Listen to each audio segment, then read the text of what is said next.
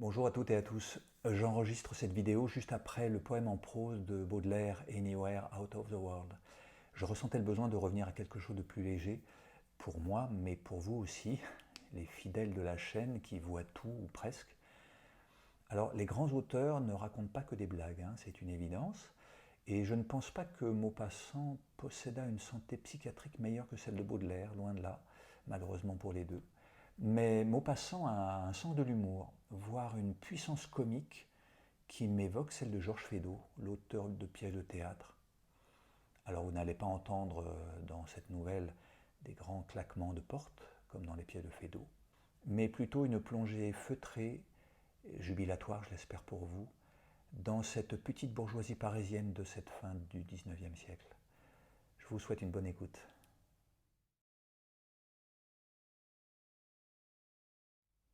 C'était un modeste ménage d'employés.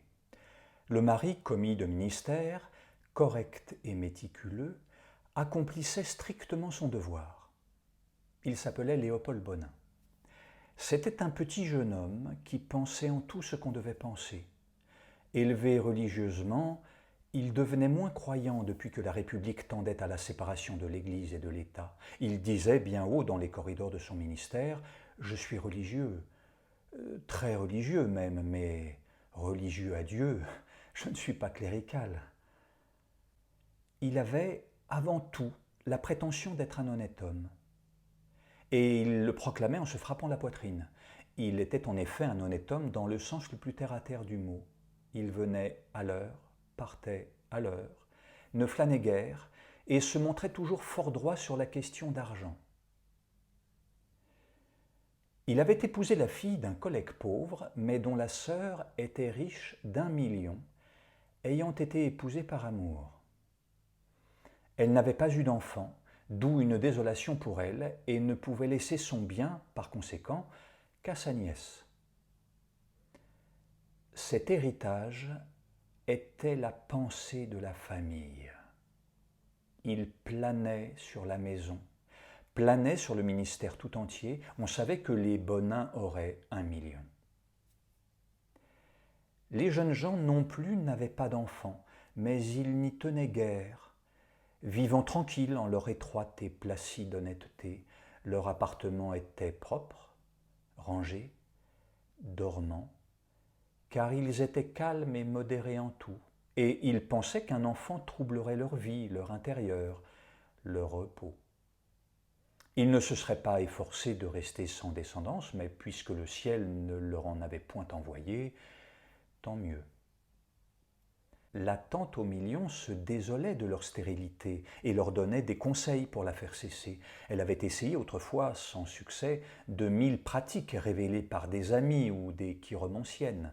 Depuis qu'elle n'était plus en âge de procréer, on lui avait indiqué 1000 autres moyens qu'elle supposait infaillibles, en se désolant de n'en pouvoir faire l'expérience, mais elle s'acharnait à les découvrir à ses neveux et leur répétait à tout moment « Eh bien, avez-vous essayé ce que je vous recommandais l'autre jour ?» Elle mourut.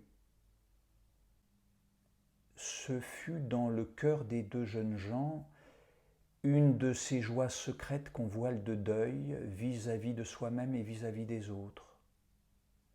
La conscience se drape de noir, mais l'âme frémit d'allégresse. Pour le plaisir, je vous les répète ces deux phrases. Ce fut dans le cœur des deux jeunes gens une de ces joies secrètes qu'on voile de deuil vis-à-vis de soi-même et vis-à-vis des autres. La conscience se drape de noir, mais l'âme frémit d'allégresse. Continuons. Ils furent avisés qu'un testament était déposé chez un notaire. Ils y coururent à la sortie de l'église. La tante, fidèle à l'idée fixe de toute sa vie, laissait son million à leur premier-né, avec la jouissance de la rente aux parents jusqu'à leur mort. Si le jeune ménage n'avait pas d'héritier avant 3 ans, cette fortune irait aux pauvres. Ils furent stupéfaits, atterrés. Le mari tomba malade et demeura 8 jours sans retourner au bureau. Puis, quand il fut rétabli, il se promit avec énergie d'être père. Pendant 6 mois, il s'y acharna jusqu'à n'être plus que l'ombre de lui-même. Il se rappelait maintenant tous les moyens de l'attente et les mettait en œuvre consciencieusement, mais en vain. Sa volonté désespérée lui donnait une force factice qui faillit lui devenir fatale. L'anémie le minait, on craignait la phtisie, un médecin consulté l'épouvanta et le fit rentrer dans son existence paisible, plus paisible même qu'autrefois, avec un régime réconfortant. Des bruits gais couraient au ministère. On savait la désillusion du testament et on plaisantait dans toutes les divisions sur ce fameux coup du million. Les uns donnaient à Bonin des conseils plaisants, d'autres s'offraient avec outrecuidance pour remplir la clause désespérante. Un grand garçon surtout qui passait pour un viveur terrible et dont les bonnes fortunes étaient célèbres par les bureaux, le harcelait d'allusions, de mots grivois, se faisant fort, disait-il, de le faire hériter en 20 minutes. Léopold Bonin un jour se fâcha et, se levant brusquement avec sa plume derrière l'oreille, lui jeta cette injure : « Monsieur, vous êtes un infâme. Si je ne me respectais pas, je vous cracherais au visage. » Des témoins furent envoyés, ce qui mit tout le ministère en émoi pendant 3 jours. On ne rencontrait que dans les couloirs, se communiquant des procès-verbaux et des points de vue sur l'affaire. Une rédaction fut enfin adoptée à l'unanimité par les 4 délégués et acceptée par les 2 intéressés, qui échangèrent gravement un salut et une poignée de main devant le chef de bureau, en balbutiant quelques paroles d'excuses. Pendant le mois qui suivit, ils se saluèrent avec une cérémonie voulue et un empressement bien élevé, comme des adversaires qui se sont trouvés face à face. Puis un jour, s'étant heurté au tournant d'un couloir, M. Bonin demanda avec un empressement digne : « Je ne vous ai point fait mal, monsieur ?»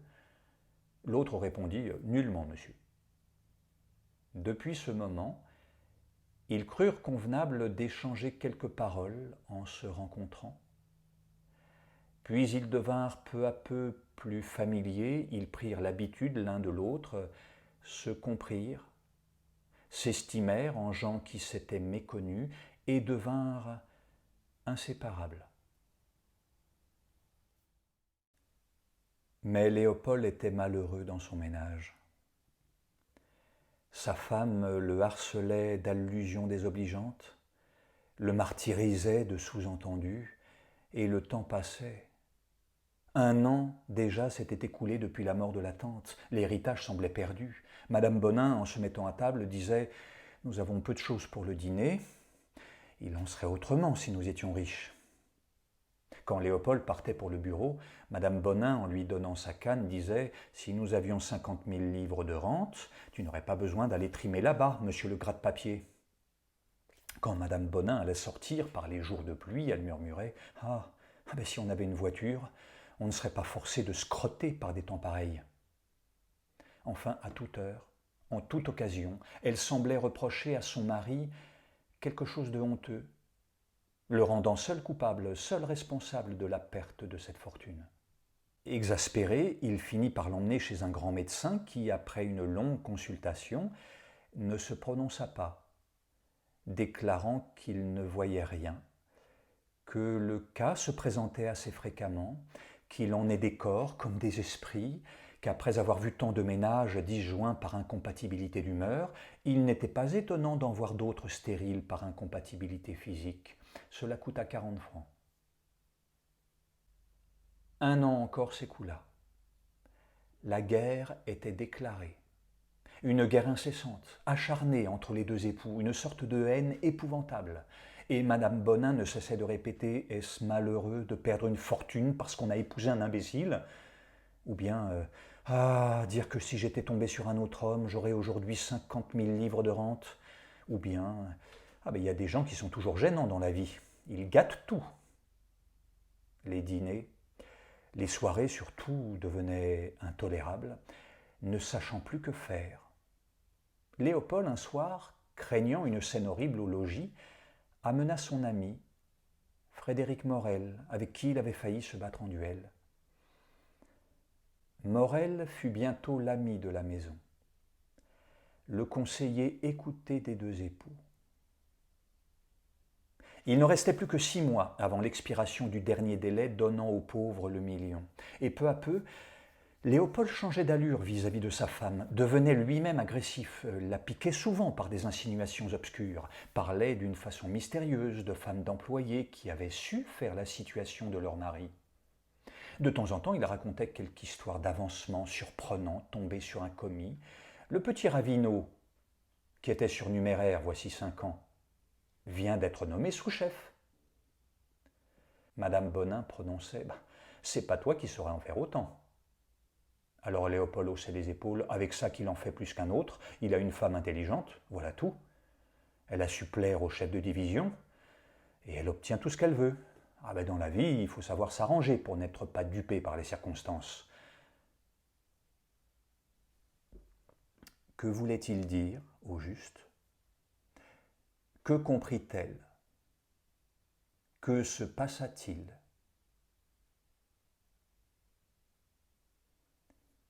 Ils avaient chacun un calendrier et marquaient les jours qui les séparaient du terme fatal. Et chaque semaine, ils sentaient une folie les envahir, une rage désespérée, une exaspération éperdue avec un tel désespoir qu'ils devenaient capables d'un crime s'il avait fallu le commettre. Et voilà qu'un matin, Madame Bonin, dont les yeux luisaient et dont toute la figure semblait radieuse, posa ses 2 mains sur les épaules de son mari et, le regardant jusqu'à l'âme, d'un regard fixe et joyeux, elle dit tout bas « Je crois que je suis enceinte ». Il eut une telle secousse au cœur qu'il faillit tomber à la renverse. Et brusquement, il saisit sa femme dans ses bras, l'embrassa éperdument, l'assit sur ses genoux, l'étreignit encore comme une enfant adorée et, succombant à l'émotion, il pleura, il sanglota. 2 mois après, il n'avait plus de doute. Il la conduisit alors chez un médecin pour faire constater son état et porta le certificat obtenu chez le notaire, dépositaire du testament. L'homme de loi déclara que du moment que l'enfant existait, né ou à naître, il s'inclinait et qu'il sursoirait à l'exécution jusqu'à la fin de la grossesse. Un garçon naquit, qu'ils nommèrent Dieudonné, en souvenir de ce qui s'était pratiqué dans les maisons royales. Ils furent riches.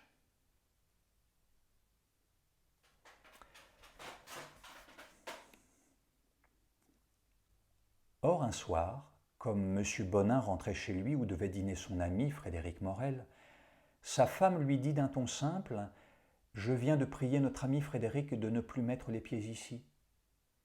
Il a été inconvenant avec moi. »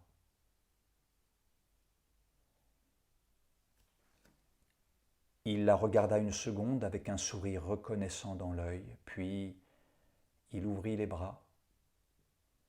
Elle s'y jeta, et ils s'embrassèrent longtemps. Longtemps.